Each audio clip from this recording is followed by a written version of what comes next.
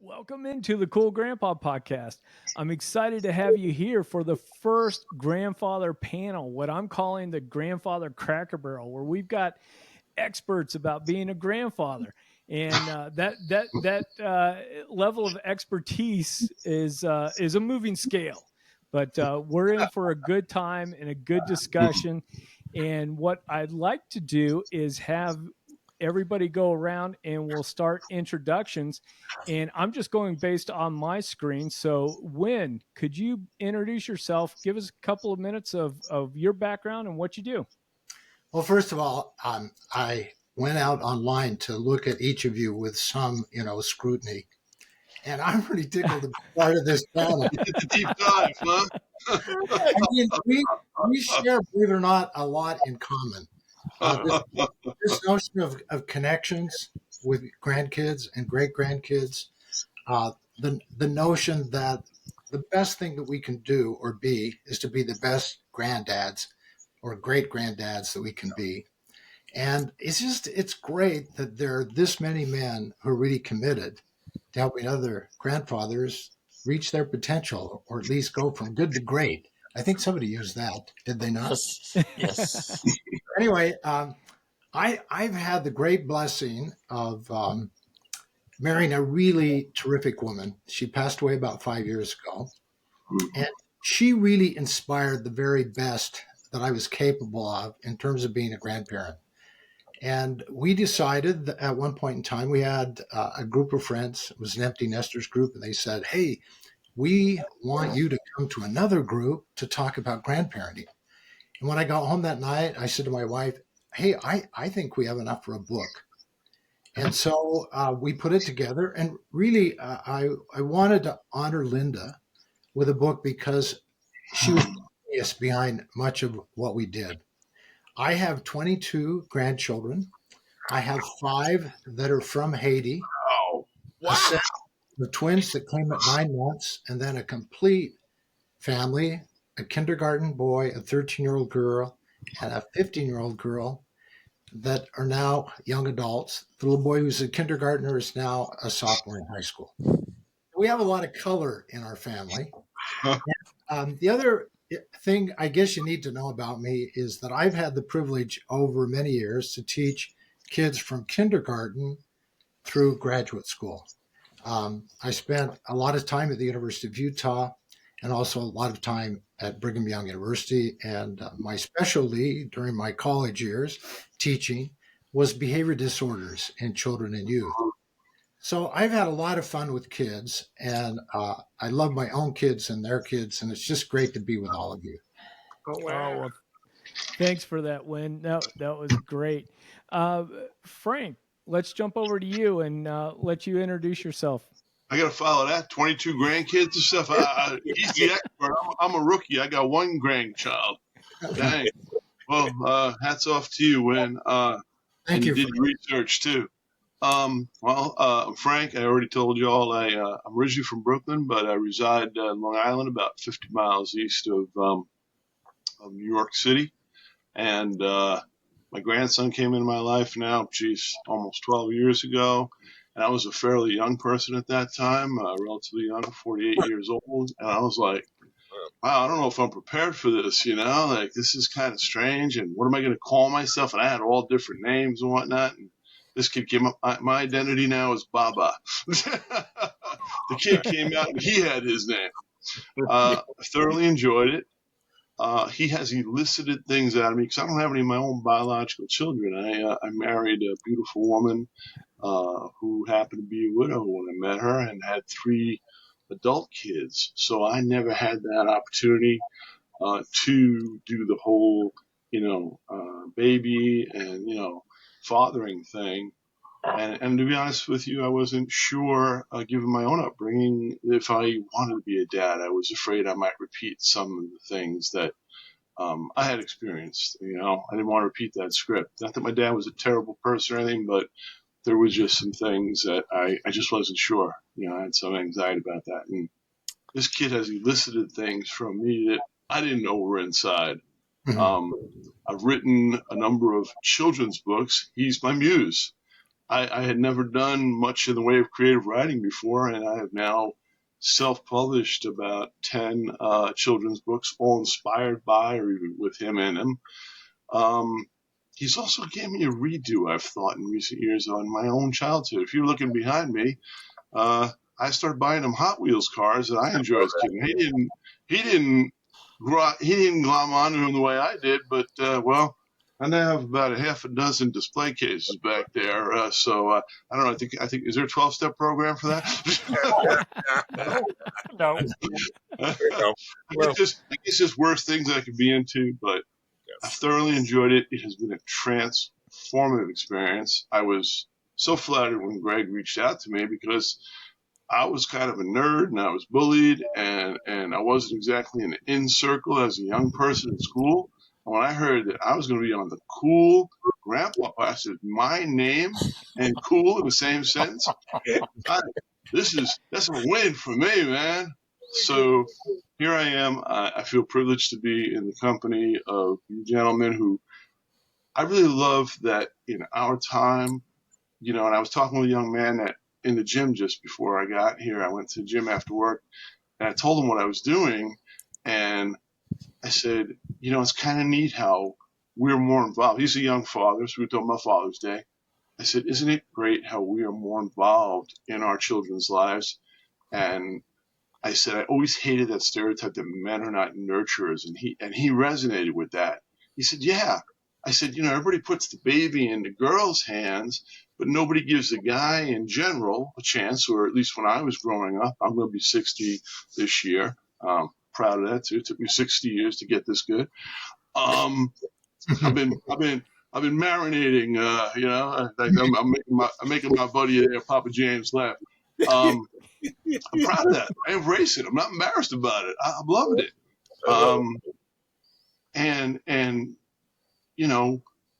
I don't think there's anything inherent in men that we cannot be nurturers. It's just that we haven't often been given the opportunity, and there's been societal stereotypes that women are the nurturers and men are we're the breadwinners.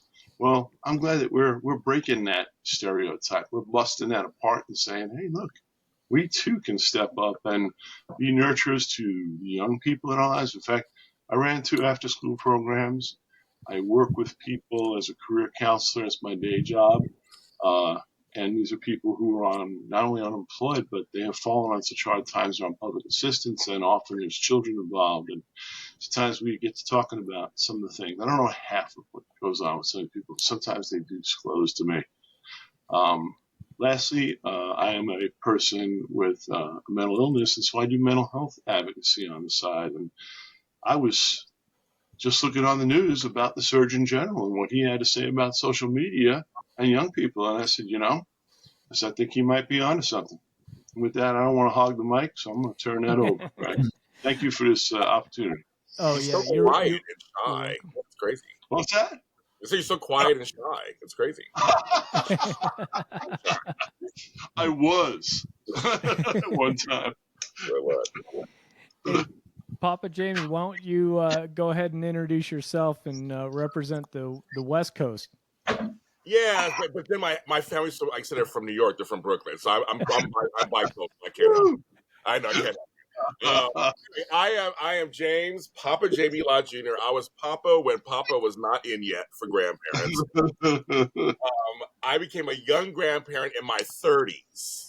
Oh, no. So that's why I started my show. Really, I'm a grandparent. It's been out for 3 years. We've been voted best grandparent podcast and all kind of things. And I'm in a book coming up that Greg got me connected to. And I've been doing a lot of speaking about being a grandparent, a young grandparent. The face of the grandparent is changing. That's what I do. But I am a certified life coach, professional organizer. I have a doctorate in divinity. I'm also an owner of a media company, and I do books, music, TV shows, podcasts. I work with all the networks. I've been doing all this for about 20 years almost. I changed my life at 40, and after being a farm and ag specialist, imagine that, doing that for years. And years ago, I was a nurse. But my first job, I was a day camp counselor, and also I come from a family of 12. So kids were always in my life completely. Now, I'm not married. I don't have a lovely wife or nothing. I have baby mamas, and proudly. And I have 2 daughters. I have 5 grandchildren. I have 1 granddaughter and 5 grandsons, which is 4 grandsons. It's because I didn't have sons. We'll talk about it later in the show. So I'd have that. I'm from Los Angeles, California. I live here by the airport and by the water. I love it. And I was close to my grandparents and I was close to my grandfathers. I am multiracial. I come from Dutch, French, Creole, Puerto Rican, Caribbean, Black, Asian, all kind of heritages. My grandparents were all different races. I speak 3 languages, and so that's me. And my grandkids, it's so funny. One of my grandsons just graduated high school, and I just got sent pictures today. His name was Rylan. One of my grandsons. I just got them today. It's just kind of funny before we did the show, and that's me at 3 years old behind me, standing in front of a Grundig record player from Germany, and I actually have that record player still. That's my introduction. Well, I know we'll talk more as we get into it. Wow. And Neil, representing the coastal Carolina region.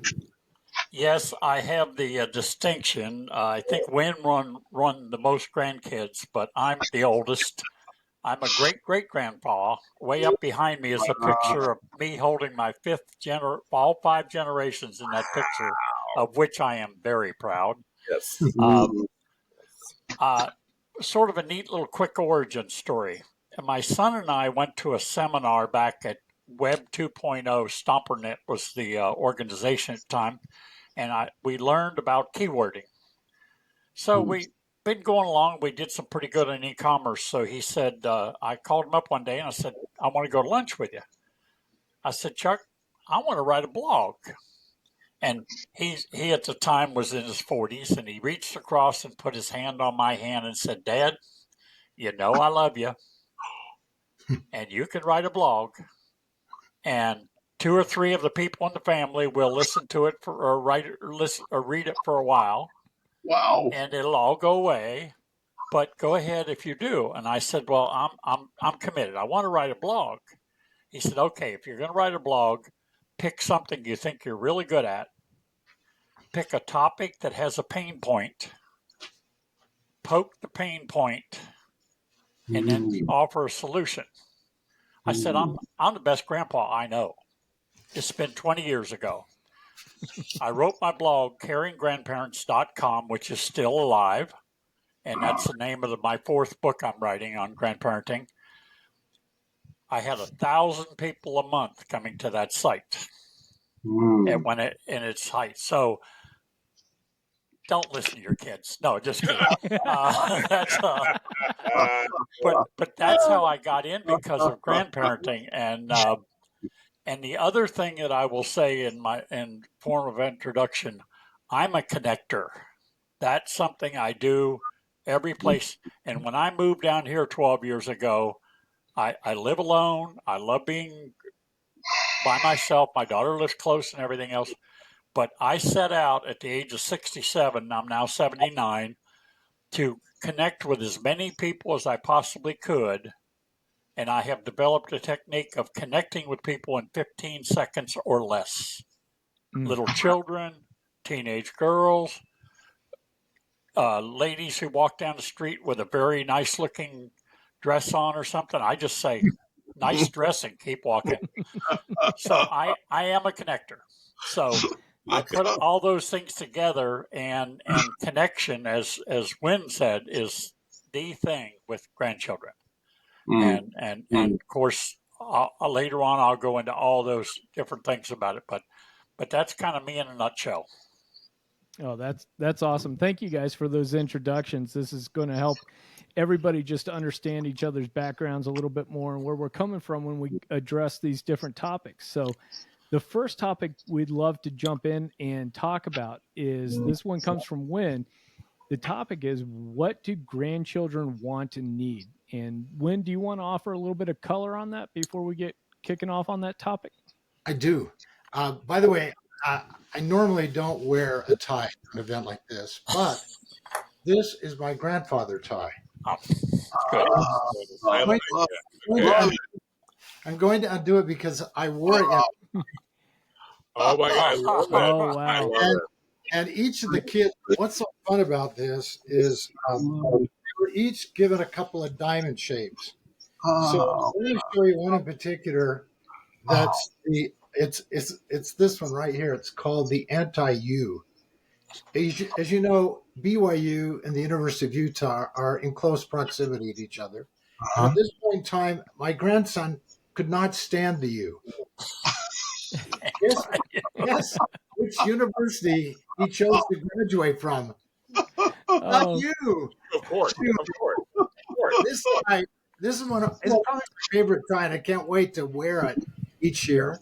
And Yeah, of course, I have the fish hook. I mean, it's just fun. I It's love just it. something that I treasure so much. Uh, the other thing I wanted to show you that talks about connections is this is one of our river running hats. And Wheelie is Win Egan, Linda Egan. That's the acronym for my name and Linda's name. And this was a river trip that we did on the Colorado. And of course, when they're all wearing these, I need to turn it this way. The Colorado River trip to 2018. Okay. We had this beetle that came during the night while we were eating, and it was just kind of fun. So each kid, made their own hat. And my newest hat, I mean, they go like this. I mean, I put this on, okay, and I wore this to our last, birthday dinner, and they go, "Grandpa, what's with a hat?" I said, "I just like it. I kind of feel happy, when I." And one of the kids said, "Well, you look kind of Jewish in that hat." And I said, "Well, what is it about the hat that's Jewish?" And then another one said, "No, it looks really German. You're looking really serious now." Anyway, I have a lot of fun with kids. I think one of the first things, and I love the fact that Neil has set the stage with this connection idea, because I want to use kind of a silly metaphor. One point in time, and I was working with a lot of college students, and we would have a retreat at the very beginning of the year. And I spent an entire year with them. And usually I would take a ball of yarn and toss it. And I would say, I'm Win Egan. This is something I love to do. I love to play the ukulele, love to sing, I like to play sports. And then I would toss the ball to someone else until we had this network where we were all connected. But what happened is on one of these events, because I spent 3 or 4 years doing that, I forgot the yarn. And I thought, oh, I have the perfect thing. I'm going to get a roll of toilet paper. So I have this roll of toilet paper and I introduce myself, and then I hand the roll to someone else. But you have to do it really carefully, because at the beginning of any relationship, it's easy to have the relationship sever. In other words, not make the connection.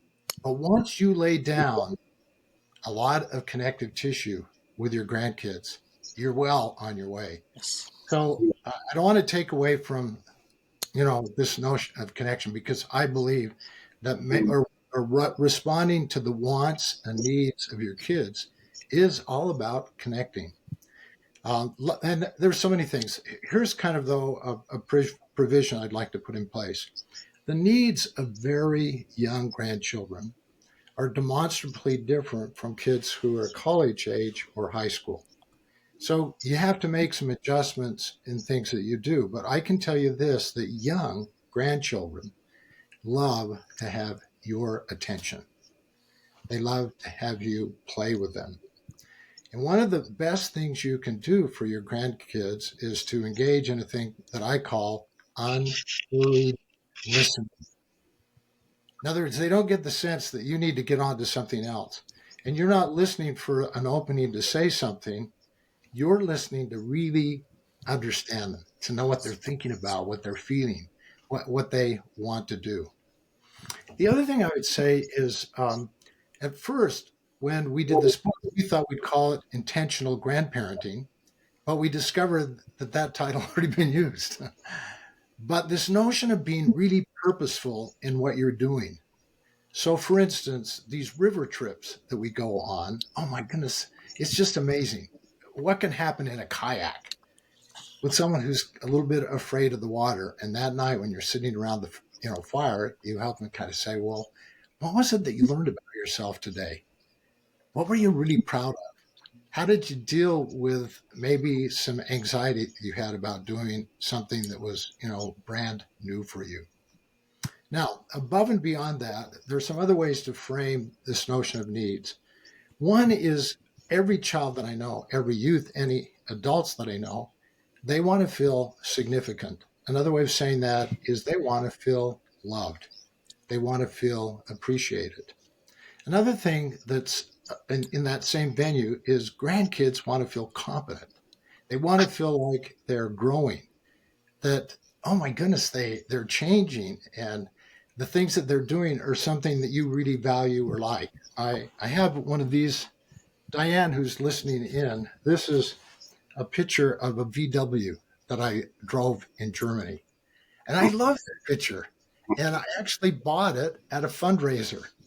And her name is Mary Jane Harmer, and she's now a freshman at the University of Utah. So one of the things you do, one of the needs that they have is this need for affirmation that I can be somebody. I can really grow. I can realize my dreams. Another idea is they want to feel powerful. Now that sounds kind of funny, but powerful is, you know what? I know that you know how to make the decisions.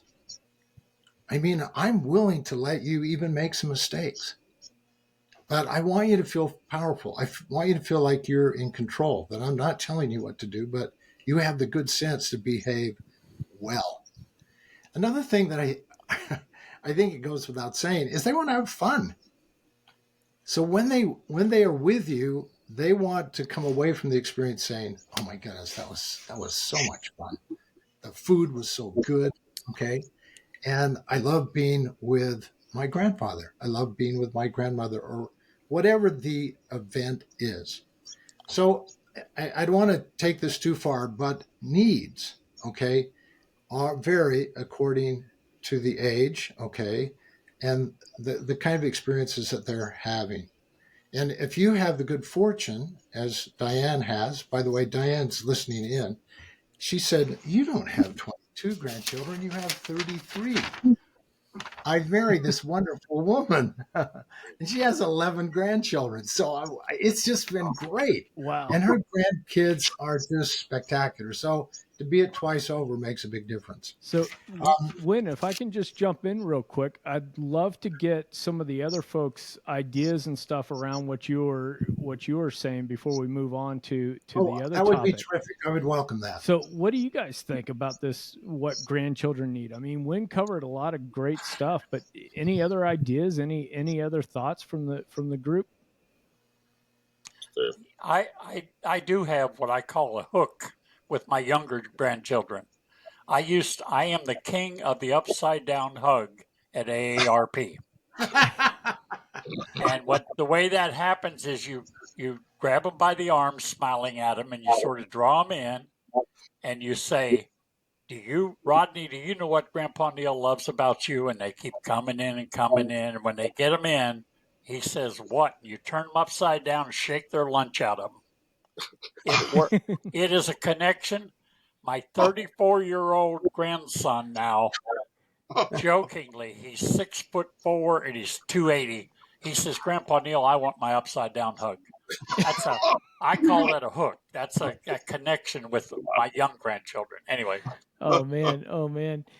Oh, that's Greg, let me just piggyback on that idea. I haven't made this yet for my blog, but I have about 15 handshakes that kids really love. The one that they never understand very well is the garbage man handshake, but I won't demo that right now.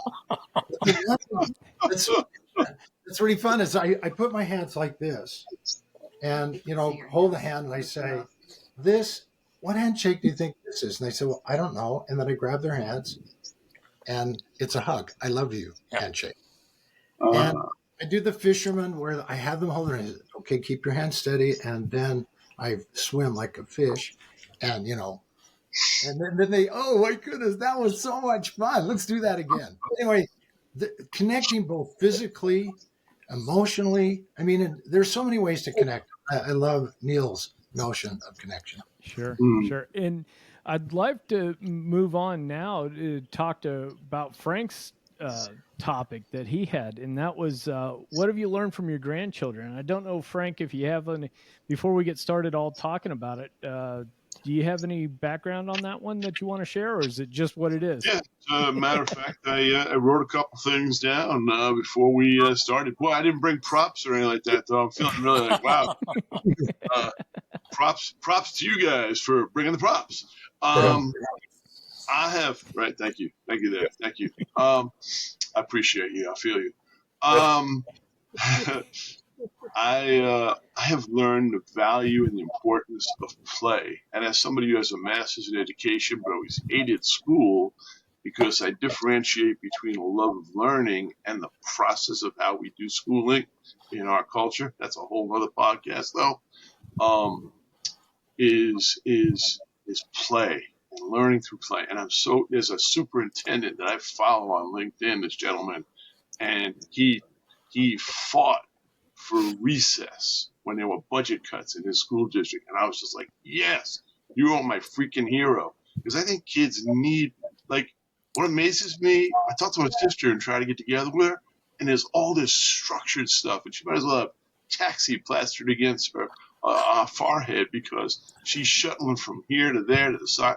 And I'm like, I was a free range kid, man. And my parents threw us out the door in the morning and said, come back before dinner, and you just did your thing with your pals, and you tried to stay out of trouble. Try. I would have son try. My grandson is also, I had two sisters. I didn't have a brother, and I always wanted an older brother. And my parents had to explain to me at a certain point that wasn't going to happen and why. Especially when I was getting bullied. This kid has actually, I have realized in respect, he has given me a do-over on my childhood. On the bed here, I don't know if you all can see it.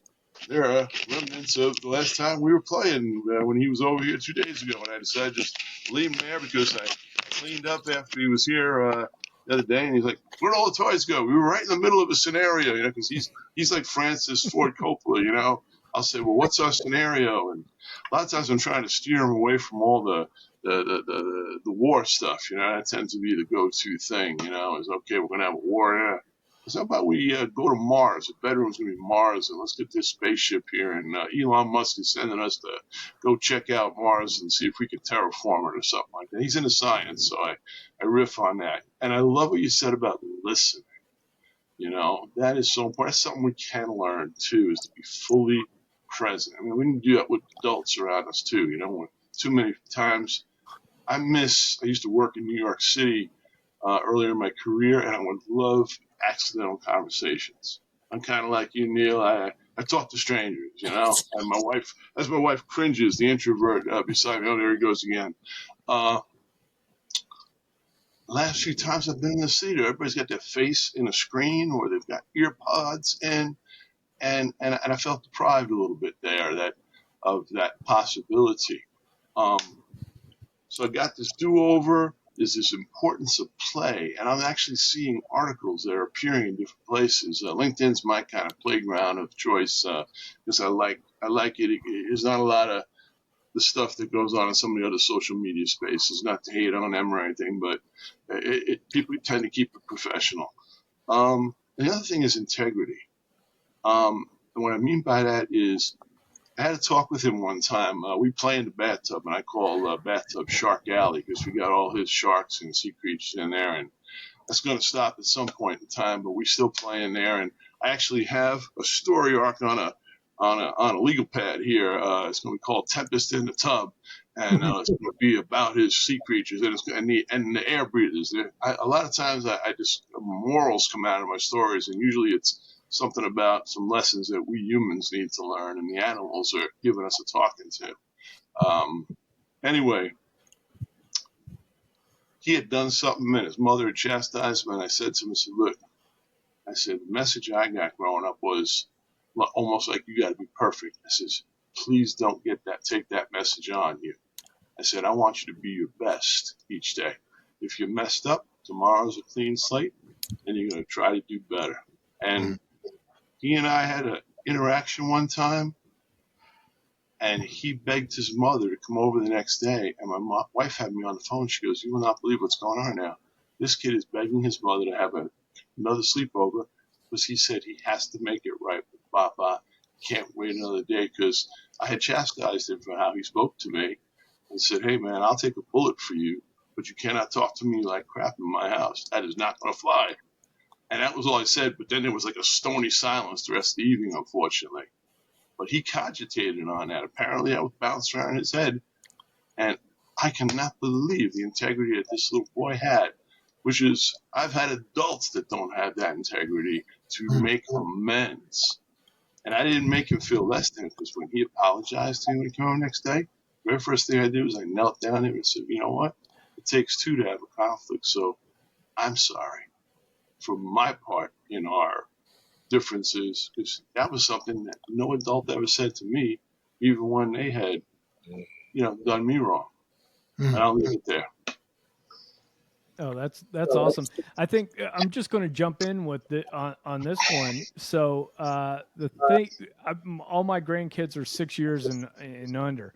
The thing that was interesting to me is how quick the grandkids can sometimes forgive their different their friends, their relationships. Those connections are very elastic. That seems to be a little bit of a thing. And here's the thing: he's up on top of a slide playing pirate with a little girl at his preschool or whatever. He probably did something to make her mad.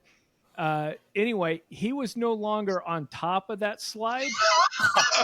And the result was he had a 90-degree bend in his forearm, where he ended up breaking both bones in that forearm.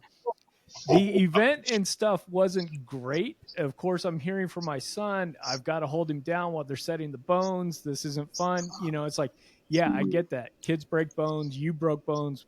Had to do it. But the thing is that the kid came back and then like wasn't angry, wasn't looking for revenge, wasn't doing it. Like he's off running around with her again. Like it was just one of those like, okay, here's the incident. It's over. We can kind of mend this connection and we're going forward.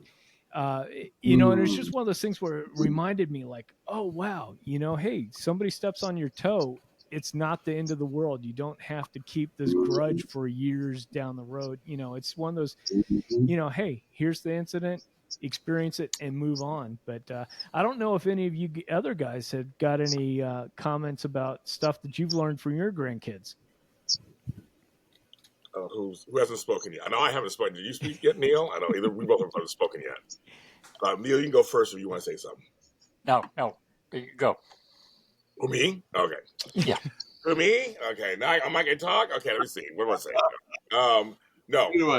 I have learned a lot of stuff from my grandchildren because I have two sets now. So I have an older set where the youngest is turning 18. And I have a newer set. The oldest is 3. So one's from one daughter and family, the other's from the other daughter and family. And I was raising kids still while I had grandchildren. The other one during COVID and a lockdown. So I have two separate experiences going on right now that I have learned so much. I mean, I can even tie in the first two things we talked about, what grandchildren want to need and what have I learned from them. One, I'm not their parent. They don't want me to be their parent. It is not my job to be their parent. That's number one. Number two, it is my job to give them a different experience than their family life, their parents and their grandmothers and their aunties and uncles. I am their grandfather. I'm a male of the family. I'm a patriarch of the family. What I learned was that I have a family tree now. I was like, after me, there's like just branches that go on. And that was such an interesting thing for me. I always wanted a family, but once I had grandchildren, which I did not plan on, obviously I was a little young when the first one came, because I said I was still raising her sister. I was like, this is a whole new world here because I'm out there, I'm still dating, I'm still working, I'm not, at home, knitting a scarf for kids or whatever. I mean, I'm out there living my life. Like it's golden. I'm still getting haircuts. I'm dancing at the club, and I got grandchildren. I was like, this is crazy. So I learned about time management and productivity actually with my grandchildren. And that's something that's also very, I want to make sure that. I also learned I have to make separate relationships with each of the grandkids as you get older. I mean, as you get as they get older. But I always tease them when they get older, I age more. That's why I tell them. But yes, but the thing is, you have at some point when each of their personalities start to emerge. I had to learn to go. Okay, well, Rylan is not Scarlett, and Scarlett is not Zayden, and Zayden is not. I have to make sure I have these different. I have to tune in. So I had girls. I didn't have boys. So I was excited to have my first grandchild was a boy. So I was so excited. I was like, oh my God, I get to have a boy. Like, and basically I was like, that's my child. I was like grabbing it all the time. I was so excited. We could play sports. I mean, either my girls were super athletic. My one daughter played water polo in high school, had better arms than me. It was a whole other thing. But I'm like, I got boys now, which is a whole different thing. And for me, I had a horrible father. I've talked about it in books and I've done talks around the country about it. My father was horrible, so I had a bad father. But I had three great grandfathers that were wonderful. So I was like, I want to be like them. I want to be where I'm still talking. They're all dead now. But I'm like, I'm going to be talking about them, 10, 20, 30 years later after they're gone. And that's something you guys kind of mentioned a little bit, like a legacy thing. I knew I had to do a legacy. So to tie into those first couple of things, I have learned so much about myself. And here's the funniest part of all of it. I'm also a long distance grandparent, and I also had long distance grandparents. So the cycle is the same. I don't live near my grandchildren.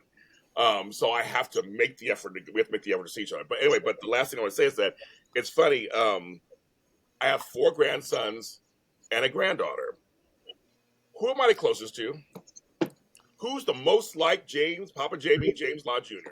My granddaughter, of course. Her mouth, her attitude, her smarts, her fearlessness, all that is like, I'm like, wait a minute. I wanted boys so bad. But the one girl has me wrapped around her finger. And it's funny, and last note, I'm left-handed. I have a left-handed podcast also. And my grandson was on. I have one grandson who's left-handed. One child at all who's left-handed. And so it's kind of funny, and we're close also. But again, it's the granddaughter. That's the one that just has me wrapped in there out of all of them. So I've learned a lot from being grandfather. No, that's awesome. And Neil, I want to jump over to your topic, the creating a lasting and meaningful connection. Yeah, I wrote this. The good to great grandparenting is what you're referring to. That entire book is set up on those 3 words. First of all, we have to last as grandparents. That's getting harder in today's world for sociological reasons. Aaron just put on a reconciliation summit and some of the explanations about how that's all come about. But lasting starts before your first grandchild's born. If you do not take good care of all the extended family relationships, you will not last because mama's the gatekeeper and you can never lose sight of that. So, and I have an ex daughter-in-law who I give her respect still, and I did during the time. I told my son, I said, son, I'm not taking sides. I love you, but my granddaughter's important enough for this to work. And granddaughter's 19. So the meaningful part of the lasting, meaningful connections, one of the things that we have to do as grandparents is up the quality of our questions. Socrates taught us that. It is a matter of making sure we're asking better questions. And I tell a story in the book, and I won't go into the whole story now, but I had asked 2 of my, one grandson was 14 at the time, and my other granddaughter was 16, his sister. And I asked him, what kind of things are you fearful about at school and in world in general? We got into such a deep conversation because she started. He wanted to then get in. Their mother walked by. She turned around, sat down at the table. This went in 25 minutes on one question. So if we up the quality of our questions, I ask questions to learn and I listen, as Wynn says, but you don't ask judgmental questions. You don't lead them. You just depend on their own intelligence. So that's the meaningful part of that. And the connection is an ongoing thing. You have to grow from 3-year-olds to my 34-year-old grandson, who I got a text from that would probably put tears in all of you men's eyes recently about what I meant to him. And you keep those connections alive, whatever it takes. I've been through, 50% of them are going to get divorced. You have to figure out how to work through that. But the connection with the grandchildren, so lasting, meaningful connections. And everything I do is in the best interest of my grandchildren. And that I can put up with a whole lot of extended family misbehavior and on behalf of my grandchildren. So that's kind of how I got to that. And I'm still the Caring Grandparents book, I'm going to add into that grandparents that are raising their grandchildren. I'm doing a part 1, part 2. That's another thing. But I'm not sure I want that kind of connection, to be honest with you. That's a very difficult thing. But no matter what it takes, you're connected to them. They trust you. You make them feel like they matter, to what Wynn was saying. And if you can help a child learn that they matter, especially to you, but to the world in general, you've added value in their life. So that's what I mean by a lasting, meaningful connection. Oh, that's Neil, awesome. I want to add, I can ask Neil something real Yeah, quick? sure. So Neil, it's funny you say that, because with one of my daughters in that family, I'm the only grandfather left. The other grandfathers have passed away. So it's a lot of women in that family. And they're all, I'll say it, they're like hens. They're all gathered together at all the family get-togethers, right? And Papa Jamie breezes into town. Mr. Hollywood coming into town with gifts and presents and everything. But you're right. It's like I have to almost fight them a little bit, but not fight them. But like let them know I'm not one of the hens. I am a rooster, and I'm here for my part as the male lead in this family. I'm not you guys. I'm not going to treat the grandkids the same. So the grandkids respond to me differently than they do to them, as they should. Right, Neil? As they should. I'm treating my own thing. Right? It goes back to intentionality. I ask my grown children. I have one granddaughter who is gender neutral, whatever that means, non-binary, whatever that. I finally asked her. She's 15 years old at the time, and I said, "Would you do me a favor? I'm new at this. Help me with that." And now every time we're together, she'll explain what's going on in her life and everything else. But that I have to meet her where she is, not where I want her to be. That's a real important connection. So yeah, it's an ongoing effort. Every one of them is different, and every one of them you have to treat differently at different ages. I could jump in on that. Wow, a lot of wisdom bombs in there falling. The idea of, as the kids age and that they're different and tacking, even though I only have one, I haven't been a director of these after school programs and stuff. The idea of taking a kid seriously, listening to them. We underestimate kids and don't listen to them so often, or we listen, but we don't really authentically hear. Right. You said something there too, James, that really spoke to, right? A lot of times us men, we do, the women sometimes, whether they mean to or not, box us out and put us on the periphery. And that's great. You come with your energy, like, hey, I'm not one of you. One of the things I noticed in my after school programs in particular was the male hunger that existed not just among the boys, but among many of the girls who were being raised in single female head households, and therefore they didn't have that male energy. So I always was seeking out male tutors, and it was not always easy to find them, but when I could, and they just had a different energy that they brought to the table. I love, the questions. I have some deep conversations with my grandson. He gets all fired up about something, and and the idea too is making ourselves vulnerable too in those conversations. I never had an adult say, "I don't know," a parent or a teacher, and I think I would have benefited if they did instead of trying to BS me with something. So I will say to a child, whether it's my grandson or one of the kids in my program, they hit me with something. I don't know. But I quickly followed up with, let's go find out, whether it's through the oracle of Google or mother means. Let's go learn together. I'm along for the ride. You got me curious about this too. He's talking about freaking Dyson spheres to me the other day, and now I'm a sci-fi fan, so I actually knew what the hell he was talking about. Well, I found he's always making me watch YouTube videos on this thing or that sign thing. I found something about Dyson spheres. I just stumbled on it on CNN this morning, and I emailed it to myself and I said, show this to Lucian. And when he comes over for his sleepover on Friday, I got a video for you to watch. I've been doing my research. So, Frank, what Frank was so funny is I always say when I have problems with my electronics, I give them to the grandkids. They do it. Papa Jamie needs you to fix this for me. They're like, here you go. I'm like, thank you. I don't know anything. Tech support. Now, I would love to, I think, pivot over and Papa Jamie, I'd love for you to talk and introduce your topic, and that's watching your kids parent. How do you handle their style versus your style? So well, Neil kind of talks about that a little bit. He kind of, it says on something in winter. Okay, so this is always my opening line to anybody who's picking grandparents for the first time. I always say, it's wonderful. You're going to love it. But also one of the hardest parts is watching your kids parent. So I say that.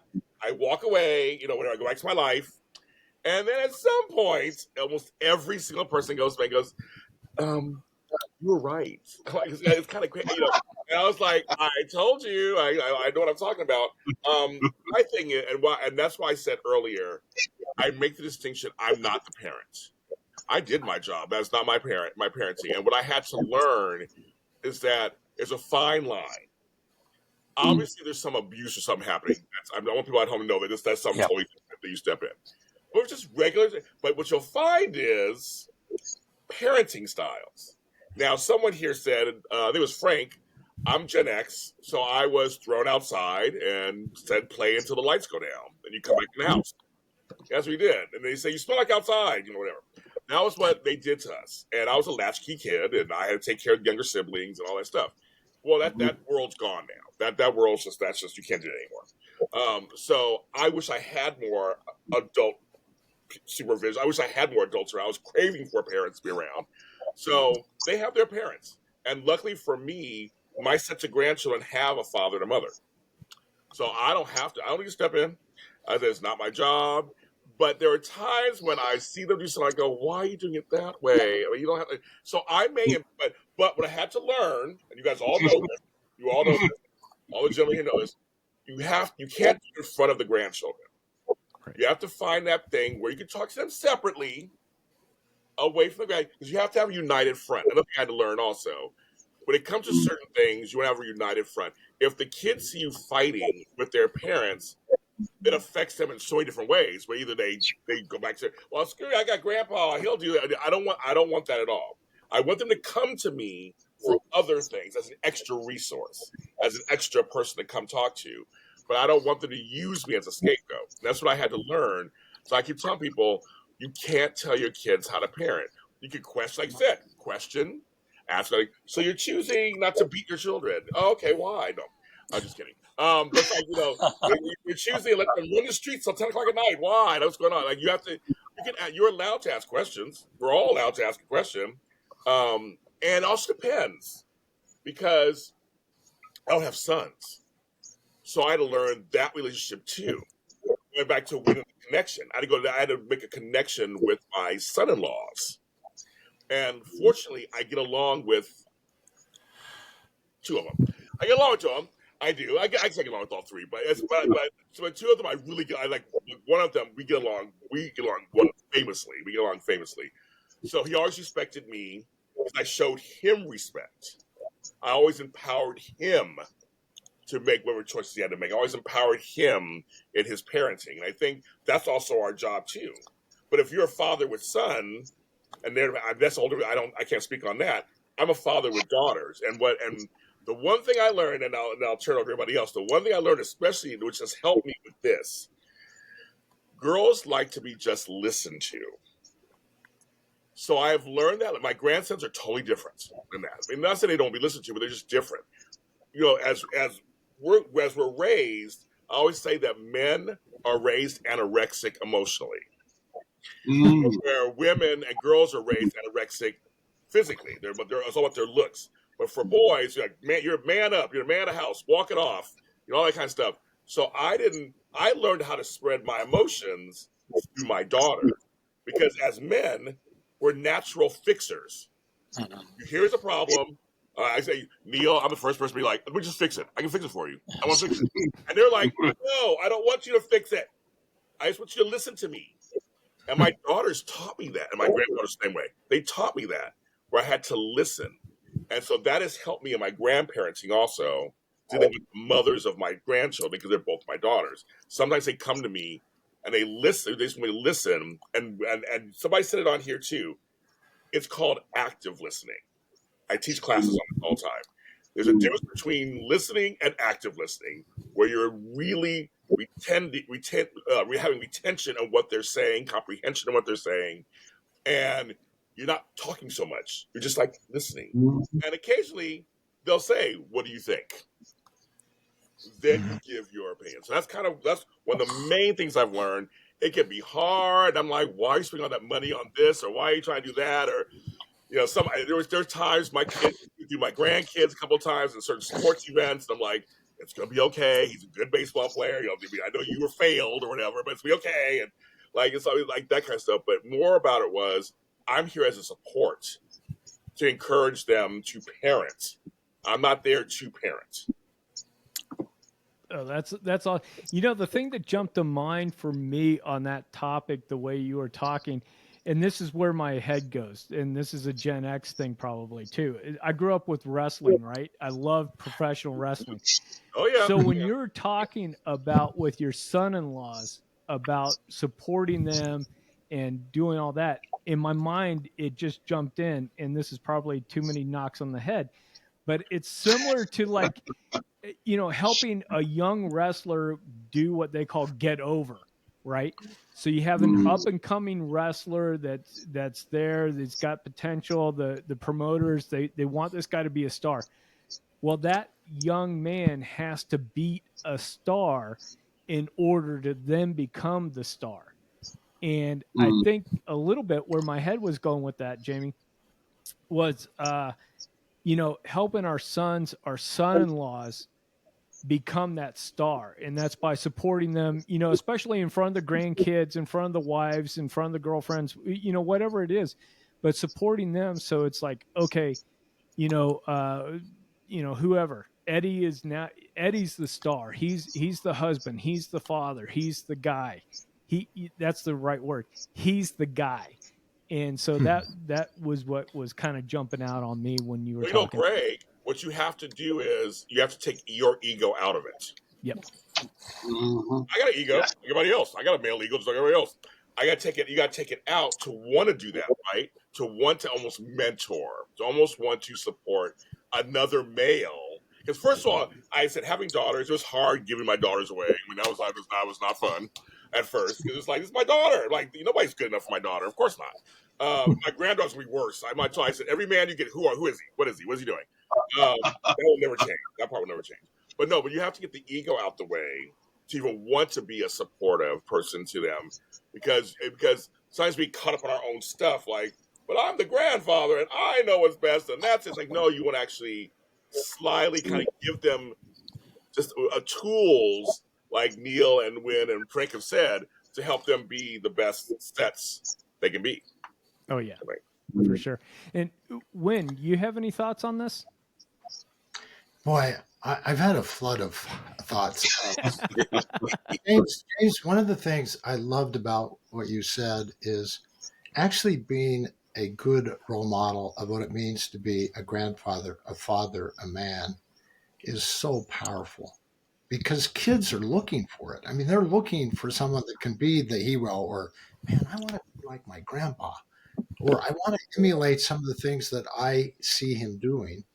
Mm. The other thing that's really important about what he said is sometimes your kids and their spouses, they need a brief respite. And you can be that respite for them. They can do something on their own, for a while, and they can trust you and go, "Hey, my child or my kids are going to have a great time with him, and it's going to be brief. It's going to be relationship centered. I am so happy I have a grandfather like that." One last comment: kids, particularly teenagers on up, are great crap detectors. And what I mean by that is they know when you're faking it. Okay. They know when you're being authentic or when you're being They do. real. And when they know that they can trust what you're saying and who you are, oh, that is a gigantic plus. Mm. That's so true. Wow. It's so true. Well, That was powerful. Thank you, Win. Mhm. Well, guys, we've been on here for a little bit. What I'd love to do is I'd love to keep going for another hour or two, but I think what I want to do though, 5-hour podcast, right? a 5-hour Yeah, podcast. welcome to the Sure, go on. welcome to the Greg Payne experience. Forget Joe Exactly. Rogan. We're no. Exactly. It's going on forever. It's going on forever. Is it going to be painful? yeah. I'm sorry. I couldn't resist. You gift wrapped that Oh for me. yeah. That's a good one. But That's a good I'd one. love for us just to take a moment, go around. Any final thoughts? Also, let people know where they can find you if they wanted to connect, learn more about you or your projects. And I will be sure to put into the show notes links to websites and books and all that kind of good stuff. So, Frank, Greg, yeah, excuse me. Well, it's on my mind. Neil, I loved what he had to say about the notion of the parents are the gateway to your grandchildren. Mm. And Mm. it's amazing to me. I have some dear friends that I think are just top of the line. They seem to me to be healthy, mature, kind, sensitive, understanding. But they will say to me, "When I have some sons-in-laws who can't stand me, or I have two daughter-in-laws that they don't really even like us." And I think one of the things we have to do, and I think Neil talked about this in part, is you need to do everything you can to open the gateway. Diane, who's here in the room with me, has two dear friends, one in particular who, for probably the space of 2 or 3 years, just had this awful relationship with her daughter in law. She couldn't see the child. She posted things and found out they didn't want things posted about her. But over time, because she's really patient and really responsive to what she's experiencing, now has a really powerful relationship with this daughter in law. So I think sometimes what we want to do is we want to help people know that the door might be closed, but if you do certain things, the likelihood of its opening gets better. Mm. well Yeah. said. But again, it's that ego. I'm sorry. I think people don't realize that, sometimes you meet people, you're like oil and water. It does happen sometimes. And I do have a son-in-law, which is like, we get along, but there's there's stuff there. But I know for me, I always have to check myself that I'm not adding to it. Like, what am I Mm. doing? Like, what am I in this situation? The last little funny thing. I remember when they had their first kid. I show up to meet, probably to meet them, my little Trenton. I'm about to hold him, and he's trying to tell me how to hold the baby. And so instead of getting mad and going off, I said, I held your wife, and she's still here. That made a joke. I dropped her twice, and she's still fine. We all laughed. But see, I didn't. See, I could have went a whole other direction, right? I could have been like, "Well, I know how to hold. I know how to hold. I mean, I got to be like, I didn't do all that. I said, James. It's a little annoying, but he's a first-time father himself. At least he's being very cautious. But then after a while, he was fine. We laughed about it. And I had a baby in one arm and a drink in the other. I worked it out, so I was fine. But it's like, it's what we bring. It's also our energy. I think you three well, you two grandfathers. I bet the three I just met. I can tell you guys are really good grandfathers and great grandfathers. So, Greg, I'd like to add something that when I was a youth minister at my church, this is to Winds Point. For 3.5 years, I had a couple dozen wonderful young teenagers, and I encouraged all of them to have a significant adult other than parent. And I think as grandparents, if we approach this whole thing being that, it won't work with all your kids because some of them will, some of them won't. But if you position yourself as a trusted person in their life as a significant adult other than parent, then that's a good position to have. And I cherish it whenever it happens with my grandkids. Same here. Amen. Oh, yeah. Yeah, I like what you said about respect, and ego. I think the two are intertwined, and I'm thinking about a cousin of mine who's very much at odds right now with his parents, and there's some distance there and the connection between the grandkids and whatnot, and it's painful, and he uses me as a sounding board, but, his folks are unfortunately, particularly his father, are unable to check that ego at the door, and it's always their right, and I just have a warped sense of humor, and so a lot of times I'll take the stuff and exaggerate it for effect to help him to take some of the tension out, like he's telling me that his dad was telling him to wax the car and this and that, like, did you wax your car or something? I don't know. Like, I waited a couple of weeks and I kind of dropped it. Hey, by the way, have you waxed your car lately? And, with stuff like that, where it's like, yo, Dad, I'm almost a 50-year-old grown arse man, and I can do this. I can handle it. I have raised two young boys. One is nearly 18. The other one is, his kid's a little genius, and he's in his early teens. And that was one of the things I think that caused a lot of disharmony between my own father and I. Is that when I came home from college, my mother and I made a definite switch in our relationship, and she actually approached me and said, I want to have a closer relationship with you, and how do I do that? And she changed how she was communicating with us peer to peer. Dad, unfortunately, was unable to make that transition, and so there was always this up-down dynamic going on. And I think we all kind of chafe at that sort of thing. We want to be respected. We want to have autonomy, and I think that was interwoven in some of the comments we made about giving kids autonomy and allowing them to make mistakes too. Sometimes there's some harebrained stuff that's going on, but this kid had me write a letter to a vice president at Boeing because he had me draw a plane that he designed, and I took mechanical drawing in school, and so we did this design, and then I looked up the guys, and this vice president of Boeing wrote back to him and said, hey, we are developing a plane like what you talked about with solar panels and this and that. And I love that this gentleman took the time, and I wrote him a thank you letter. I said, thank you for giving this kid encouragement. I said, this thing may go nowhere else.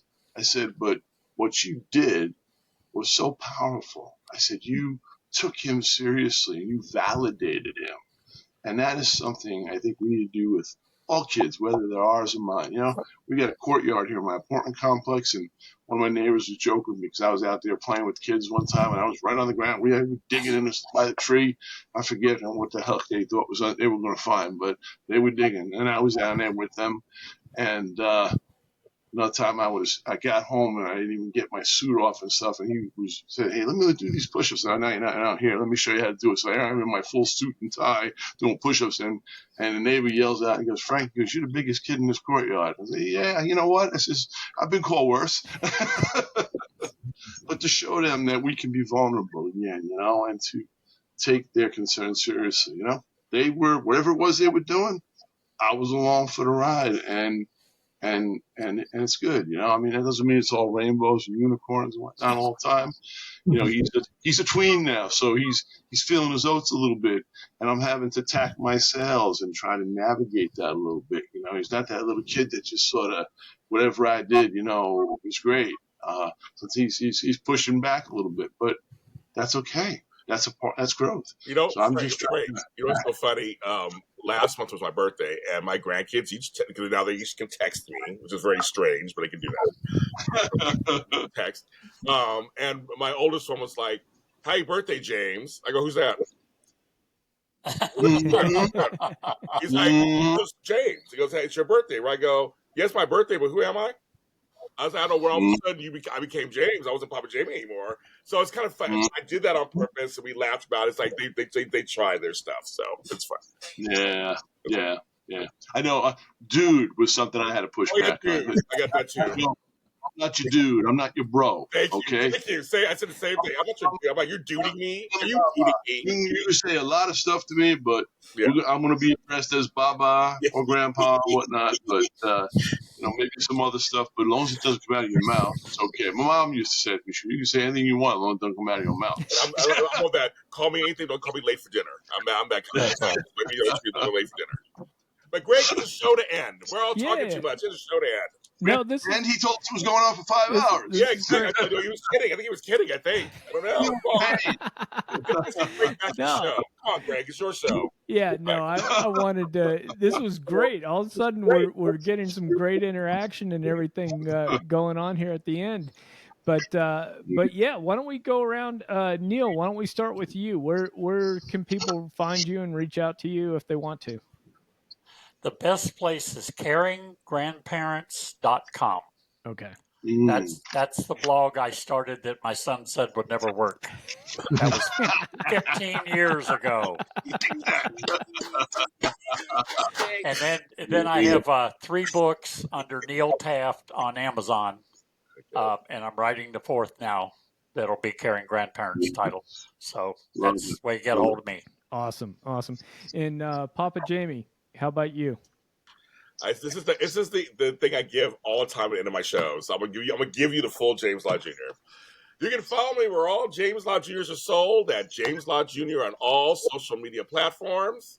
That's everything from LinkedIn to Spotify to Google to Apple, everything. I am James Law Jr. I am JLJ Media, and I'm also the super organizer.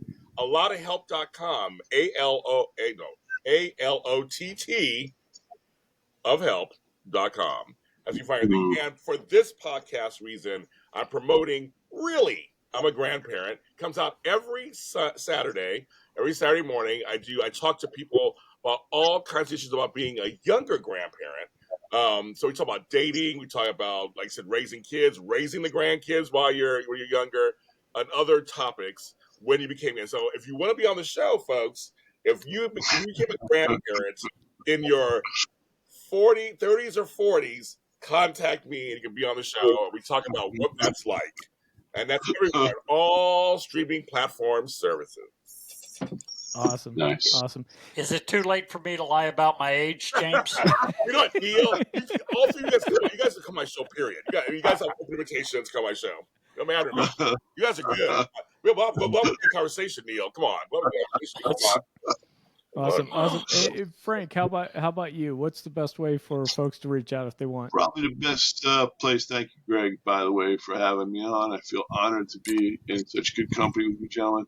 And the best place to find me, my playground, is linkedin.com, and you just put my name in there. And as far as I know, Pomada is not a very common surname. We come from a very small island off of Sardinia, and one of these days I'll get to visit it off of Italy there.